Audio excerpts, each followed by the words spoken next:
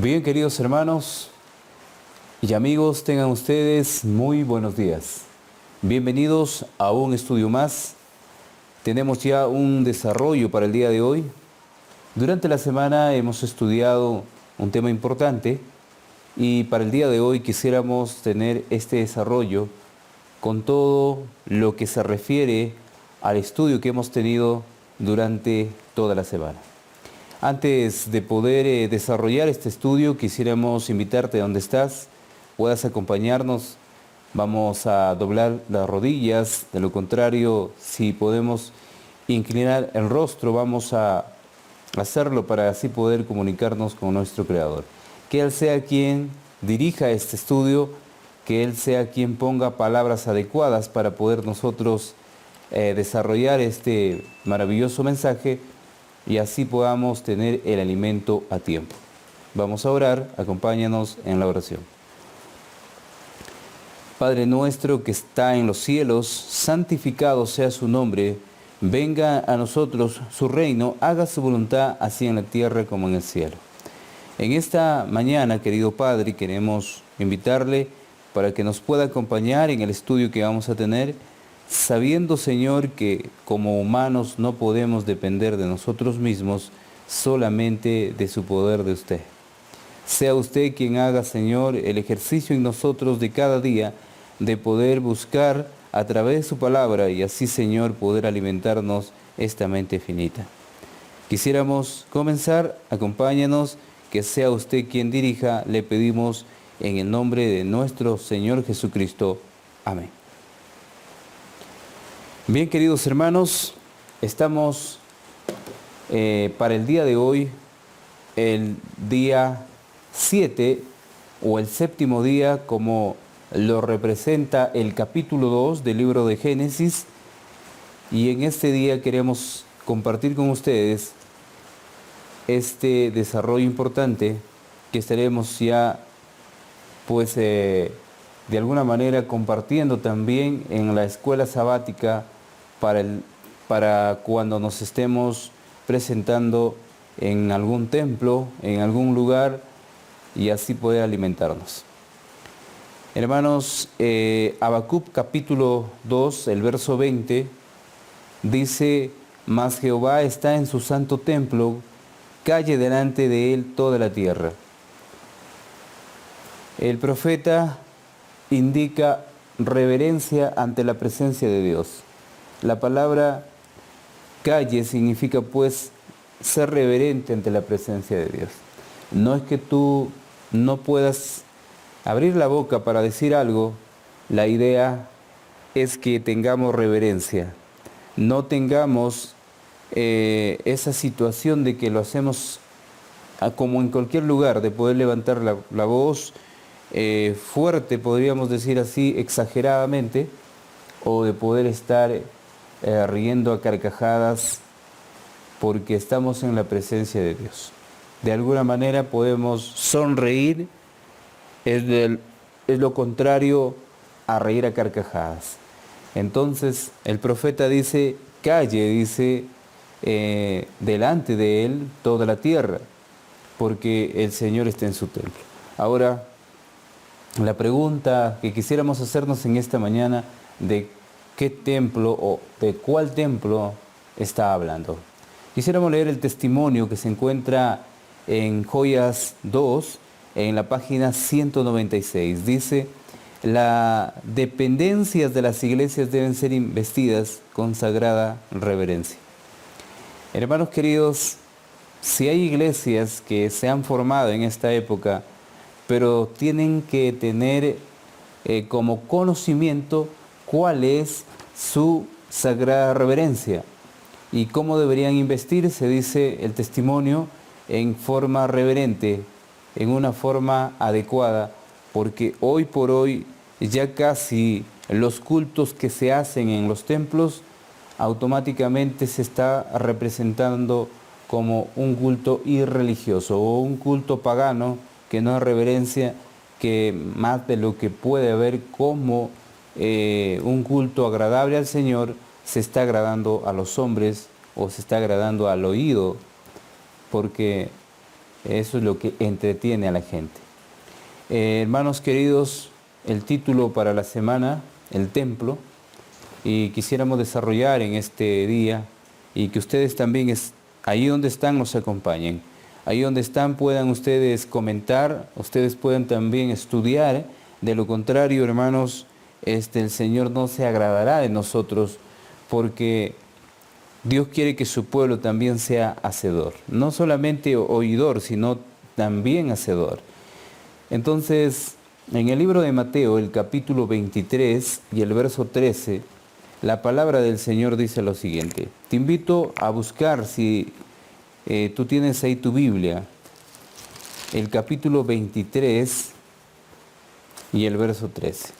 El libro de Mateo, hermanos, amigos, si tú estás escuchando este mensaje, quiero invitarte a buscar el libro de Mateo 23 y el verso 13. Dice la palabra: mas hay de vosotros, escribas y fariseos hipócritas, porque cerráis el reino de los cielos delante de los hombres, pues ni entráis vosotros, ni dejáis entrar a los que están entrando.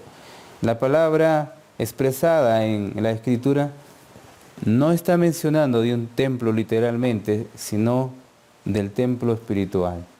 Está hablando de esa puerta que se cierra muchas veces, de lo que significa el cielo. ¿Por qué motivo? Porque los fariseos o sacerdotes, como podríamos llamarlo, en su época eran hombres de alguna manera muy celosos en su cargo, muy celosos en su lugar donde ellos residían, y se creían que eran los únicos justos porque no habían pues practicado el pecado. Pero era un engaño total, porque ellos a la vez conspiraban, dice el espíritu de profecía, por el poder, y hasta podían sobornar para que ellos sigan en su cargo. Entonces estos hombres no eran un ejemplo, y el Señor les dice: mas a vosotros, escribas y fariseos hipócritas. Eran hombres que de alguna manera a través de los labios podían mentir, y su práctica era tremendamente contraria a lo que dicen. El Señor no está de acuerdo con estos hombres, el Señor no está de acuerdo con estos pastores, porque hoy en día lo representan los pastores, hoy en día lo representan hombres que están llevando el negocio en la iglesia, y que muchas veces en el templo del alma le hacen como un mercado, porque no consideran la santidad en el Señor y buscan a su vez cómo deleitarse en el placer del pecado. Entonces, queridos hermanos, el testimonio para esta mañana en el Deseado de todas las gentes, página 129, dice: los negociantes pedían precios exorbitantes por los animales que vendían, y compartían sus ganancias con los sacerdotes y gobernantes. En otras palabras, había un trato para poder dejarles vender y luego compartir con los gobernantes y los sacerdotes, quienes se enriquecían así en expensas del pueblo. Se había enseñado a los adoradores a creer que si solo ofrecían sacrificios, la bendición de Dios no descansaría sobre sus hijos o sus tierras. Imagínense que era un engaño si ellos solamente ofrecían sacrificios. Entonces ellos tenían que hacer negocio de alguna manera allí en el templo, porque ustedes saben que el Señor limpió el templo literalmente, porque hasta esa época su templo estaba considerado, Él había venido a residir en su templo, ¿no? Pero ellos no entendían. Su mente de ellos estaba ofuscada, de alguna manera estaba perdida, y no entendían el significado del templo, y también no recibieron al dueño del templo. Dice la pregunta, hermanos, en esta mañana: ¿quién eran los líderes del comercio inicuo en el templo? ¿Quiénes eran esos hombres que podían gobernar allí y poder dar una parte a los impíos, o también hacerles pecar aun cuando ellos no tenían la intención? Entonces Vamos a poner como respuesta los sacerdotes fariseos, o los fariseos, si ustedes pueden poner allí en su respuesta, pero hemos puesto los sacerdotes fariseos. Entonces, queridos hermanos, es importante poder recalcar en esta mañana que en esta época se está haciendo lo mismo. El negocio exorbitante, podríamos llamarle así, que podría darse, porque es demasiado, que aún en el día del Señor no puedan respetar a estos hombres que hacen negocio y venden, ya sea algún material o lo que corresponda. Se han olvidado que la santidad se encuentra en el Señor a través de este día, a través del día séptimo, a través del día sábado, como lo reconocemos en nuestro idioma. Y se han llevado como un borracho al vino, a la doctrina falsa, de que no entienden que este día es un día de santidad y están haciendo negocios por doquier. En lugar de adorar a Dios, se han envuelto en un terrible y sucio negocio de que puedan cobrar de algunos materiales que ellos venden, o también, hermanos queridos, de cobrar el diezmo, la ofrenda en el día del Señor. Quiero recalcar en esta mañana porque de alguna manera nosotros no entendemos que la santidad del día séptimo, del día sábado, no lo entendemos. Entonces, ¿qué hacemos? Es muchas veces profanamos al estar vendiendo o comprando en ese día. Eso tenemos que analizarlo. ¿Cuál sería el día indicado que se deje la ofrenda y el diezmo? Vamos a estar viéndolo más adelante. Y vamos al libro de Habacuc. El libro de Habacuc, capítulo 2 y el verso 20. Si tienes ahí tu Biblia, querido hermano, amigo, te invito a buscar el libro de Habacuc, el capítulo 2, y vamos a leer el verso 20. El verso 20. Dice la palabra: mas Jehová está en su santo templo, calle delante de él toda la tierra. Hermanos, si tú puedes notar, yo quiero invitarte el día de hoy, si asistes a una reunión con tu iglesia, porque es necesario asistir el día de hoy a algún lugar, o si lo pasas en tu casa. Pero ¿cuál sería la consigna de cada hombre, de cada mujer? Es callar en la presencia de Dios. Y vuelvo a repetirles que esto no significa literalmente que yo me pueda callar, no diga nada, sino la palabra calla significa ten reverencia, no grites exageradamente o no levantes la voz como si estuvieras en tu propia casa. Hazlo con cuidado porque estás ante la presencia de Dios. Si es que está la presencia de Dios allí, porque de alguna manera el Señor se aleja cuando un lugar no está consagrado a lo que representa pues su viña. Entonces, el testimonio en Joyas 2, el tomo 2, en la página 199, menciona lo siguiente: tenemos abundantes razones para conservar un espíritu ferviente y consagrado en el culto de Dios. ¿Y cuáles son esas razones, mis queridos hermanos? Sabemos que nosotros somos un ser caído. Esa es la razón número uno, podríamos decir. Y estamos frente a la presencia de un Dios altísimo, todopoderoso, en el cual tenemos que entender de que allí debe haber reverencia. Entonces, tenemos motivos para ser aún más reflexivos y reverentes, dice el testimonio, en nuestro culto que los judíos, pero un ejemplo ha estado trabajando para destruir nuestra fe en el carácter sagrado del culto cristiano. Hoy ya no se puede ver, no se puede notar un culto que corresponda, porque tanto los niños como los adultos no entienden la santidad de este día, la santidad del sábado.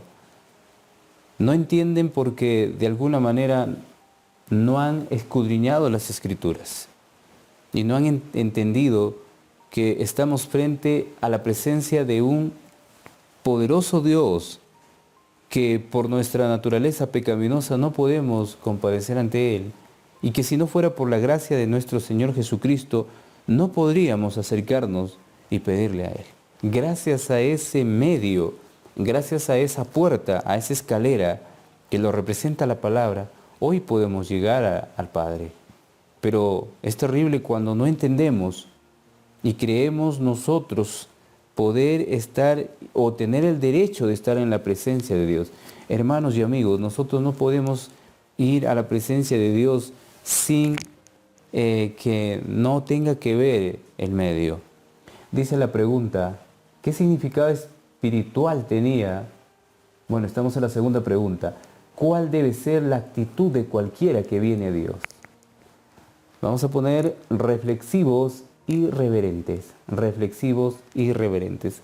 Ya el día de hoy estaremos compartiendo en nuestros lugares y en la escuela sabática y compartiendo aún más profundo lo que significa ser reflexivos y reverentes. Hermanos y amigos, estamos hablando del templo. Si tú tienes la idea de lo que significa un templo, en la época pasada, cuando fue erigido en el desierto a través de Moisés y erigido por Salomón y por Zorobabel y ahora por nosotros mismos, podríamos llamarle, o por Cristo en nosotros, entonces daremos un resultado sorprendente. Dice 1 Corintios 3:16, quiero invitarte a buscar el libro de 1 Corintios 3:16. Hermanos, vamos a meditar en esta mañana en el libro de Corintios, de 1 Corintios 3:16. Dice la palabra, ¿no sabéis que sois templo de Dios y que el Espíritu de Dios mora en vosotros? Ahora la pregunta viene a todos los que estamos escuchando este audio, este mensaje en esta mañana. La pregunta es ustedes no saben que nosotros somos templo de Dios, pero la pregunta podríamos decir, sin poder excluir a nadie, que únicamente se lanza al que entiende lo que significa un templo espiritual. El Señor Jesús le dijo a los discípulos, a los fariseos, que destruiría el templo y que en 3 días lo construiría. Y ya saben a qué se estaba refiriendo. No está hablando de un templo literalmente, está hablando de un templo espiritual. Está hablando de su propio ser. A lo cual el apóstol Pablo nos hace recordar que ahora en Cristo nosotros podemos ser un templo. Entonces, dice el testimonio en el deseado de todas las gentes, página 132. Aquel templo erigido para morada de la presencia divina estaba destinado a ser una lección objetiva para Israel y para el mundo. Interesante lo que dice el testimonio, que iba a ser una lección objetiva. O sea, el objetivo de cada cristiano es que se convierta en un templo de Dios. Quisiéramos meditar en esta mañana y invitarles a cada uno de los que están escuchando de que nuestro objetivo principal como siervos, hijos e hijas de Dios es que seamos un templo para Él. Seamos una morada para Él.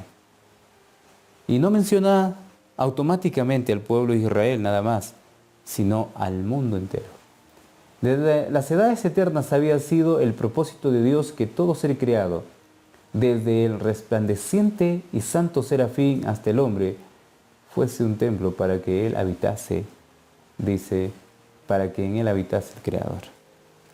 No solamente nosotros, desde el santo serafín hasta el hombre, hermanos queridos, de alguna manera, si no escudriñamos las Escrituras, no lo vamos a comprender. Por eso necesitamos escudriñar las Escrituras para que a través del Espíritu Santo podamos entender y ser una morada para el Señor.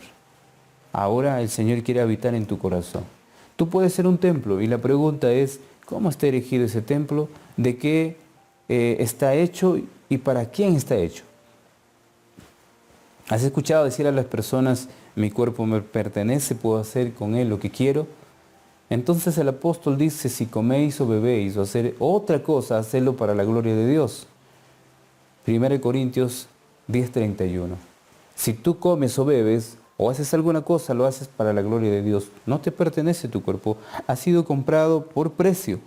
Y ese precio ha costado la sangre redentora de nuestro Señor Jesucristo. Dice, hermano, la pregunta, ¿qué significado espiritual tenía el templo de Jerusalén? Que nosotros somos templo del Espíritu Santo. Ese es el significado del templo, que en algún momento el templo físico debería ser un templo espiritual para el Señor. Entonces ya tenemos una idea más o menos, hermanos. Si te consideras el templo, entonces necesitas limpiar ese templo y purificar a través de la presencia del Señor.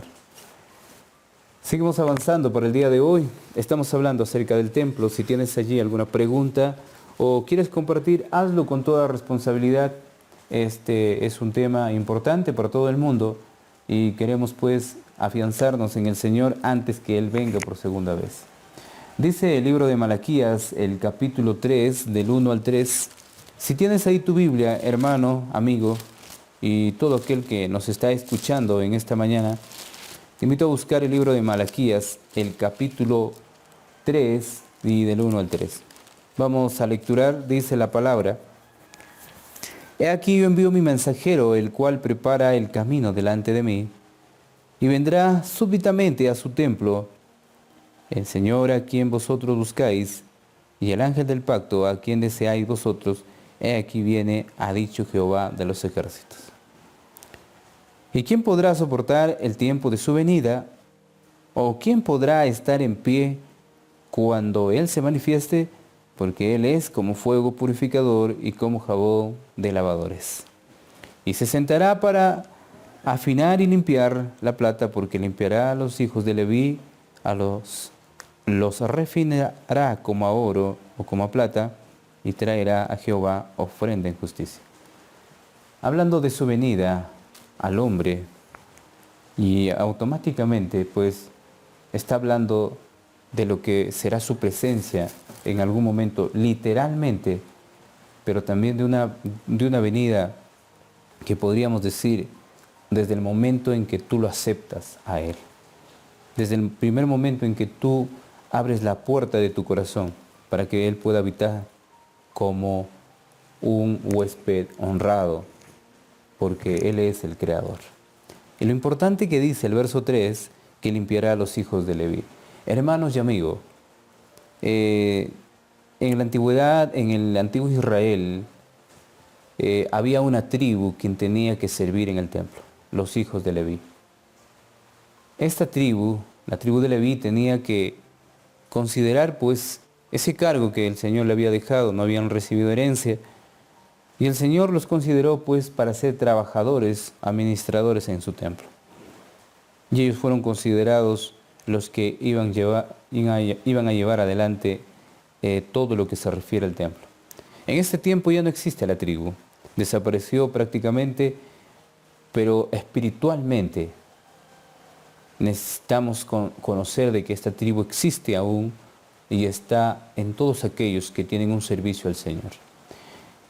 Y la promesa es que vendrá y limpiará a los hijos de Leví, a todos aquellos que sirvan y que se han dado el tiempo necesario para ser ya levitas espirituales. Entonces el Señor hará su trabajo como corresponda. Dice el deseado de todas las gentes en la página 133. En la purificación del templo, Jesús anunció su misión como Mesías y comenzó su obra. Dios quería que el templo de Jerusalén fuese un testimonio continuo del alto destino ofrecido a cada alma. Pero los judíos no habían comprendido el significado del edificio que consideraban con tanto orgullo. No se entregaban a sí mismos como santuarios del Espíritu Divino. Si hubiesen comprendido, la situación hubiese cambiado. Si hubiesen preocupado más en sus vidas, en sus corazones, para recibir al Mesías, que en el templo físico, que en el templo literalmente. Pero cuando no se preocuparon, hubo un gran chasco para ellos, porque al final, cuando Cristo venga por segunda vez, ellos tendrán que ver al poderoso Creador que viene en las nubes de los cielos, y que todo lo que Él anunció no lo entendieron. Lo podrán entender cuando Él sentencie, la final sentencia, cuando Él dé y ellos estén presentes allí. Dice la pregunta, ¿qué anunció Cristo al limpiar el templo?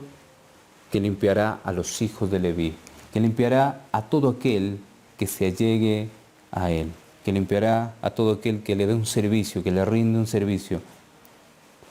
Hermanos y amigos, queremos meditar en esta mañana y queremos que ustedes sean parte de este estudio, de este ministerio y que compartan. No podemos ser egoístas en este tiempo sabiendo que ya queda poco tiempo. No tenemos un ministerio como para poder alabar este ministerio y decir que de repente solamente corresponde hacerlo a nosotros. Todos están llamados a predicar un mensaje antes que Cristo venga. El tiempo ya es corto. Las señales anuncian la pronta venida de nuestro Señor Jesús. Y eres tú, quien estás escuchando, puedas compartir este mensaje. Dice el libro de Ezequiel 36, 25 al 27. El libro de Ezequiel. Te invito a buscar el libro de Ezequiel, el capítulo 36, que vamos a encontrar una tremenda declaración del capítulo 36, 25 al 27. Dice la palabra. Muy bien, vamos a leer. Dice, y aunque el Tanatán y de la IA, me corrijo mis queridos hermanos, estamos leyendo el libro de Jeremías, bueno, vamos a buscar el libro de Ezequiel, el capítulo 36. Muy bien. Dice, esparciré sobre vosotros agua limpia y seréis limpiados de toda vuestra inmundicia y de todos vuestros ídolos os limpiaré. Os daré corazón nuevo y pondré espíritu nuevo dentro de vosotros, quitaré de vuestra carne el corazón de piedra y yo os daré un corazón de carne. Y pondré dentro de vosotros mi espíritu y haré que andéis en mis estatutos y guardéis mis preceptos y los pongáis por obra. Hablando de un nuevo templo o hablando de un templo espiritual, hermanos, está hablando en el nuevo pacto, está hablando en el nuevo nacimiento y en el nuevo templo que es nuestro ser, que podría ser nuestra mente, la cual reside el Señor cuando lo hayas invitado a entrar, pero cuando hayas construido este templo. El profeta Ezequiel dice, y daré un nuevo corazón. Es en el tiempo que tú entregues tu corazón a Jesús y a través de su justicia tú puedas ser limpiado, o en lugar de tu justicia propia, pueda ser investido en ti la justicia perfecta de nuestro Señor Jesucristo. Aquel carácter que todo el mundo lo necesita, aquella vestidura que va a tapar toda la vergüenza de la desnudez, será cuando tú aceptes a Cristo y a través de esos parámetros que representa pues la salvación, tú seas considerado su hijo. Es así como puedes representar ser un templo. Antes no podemos ser un templo porque nuestra naturaleza está completamente caída y nuestras obras son como trapos de inmundicia. No podemos nosotros representar ese templo a menos que un día recibamos un nuevo corazón, un nuevo espíritu. Entonces el Señor empleará a tu ser como un templo o morada para Él. Dice el deseado de todas las gentes, página 133. Solo Cristo puede purificar el templo del alma. Pero no forzará, dice, la entrada. No viene a los corazones como antaño a su templo, sino que dice, aquí yo estoy a la puerta y llamo, si alguno oye mi voz y abre la puerta, cenaré con él, entraré a él, cenaré con él y él conmigo. Hermanos y amigos, en esta semana hemos hablado de un templo. El templo que representa ahora es aquel hombre, aquella mujer que se haya convertido, que haya tenido un nuevo nacimiento en Cristo. Entonces el profeta Juan menciona que el Señor vendrá y habitará con él. Dice la pregunta, ¿qué solamente puede limpiar el corazón humano? Vamos a poner, solo Cristo puede purificar el templo del alma. Solo Cristo puede purificar el templo del alma. No hay otro ser en esta tierra quien pueda hacerlo. Cristo es el único que puede hacerlo. Estamos hablando del templo. El templo tiene pues de alguna manera sus funciones en cierta ocasión. No siempre podemos referirnos al templo literalmente, sino también nos vamos a referir al templo espiritual al templo que podríamos ser nosotros. Pero si realmente nosotros tenemos un cambio, un nuevo nacimiento, ese nuevo nacimiento amerita que seamos templo del Espíritu Santo. Dice, queridos hermanos, el libro de Primera de Corintios, el capítulo 6 y el verso 19. Si tienes ahí tu Biblia, no dudes en buscar este verso, no dudes en buscar y leer, porque la Escritura es el mensaje de Dios, la Escritura es el pan espiritual. Si dejas de comerlo, empezarás a decaer. No hay motivo para que tú dejes de comer este pan espiritual. Dice la palabra: ¿ignoráis que vuestro cuerpo es templo del Espíritu Santo, el cual está en vosotros, el cual tenéis de Dios y que no sois vuestros? Hermanos y amigos, no es nuestro, dice, el cual está en vosotros, el cual tenéis de Dios y que no sois vuestros. Entonces, este ser le pertenece únicamente al Creador. Él ha hecho este ser a imagen y semejanza antes del pecado y le pertenece, le corresponde a Él. Él vuelve a reedificar este templo, pero le pone una estructura sorprendente. Le pone nuevamente una estructura espiritual que viene del cielo y le convierte en una morada para el Padre. Dice, Dios nos cuida, página 50, hay que mantener puro y sin contaminación el sagrado templo del cuerpo.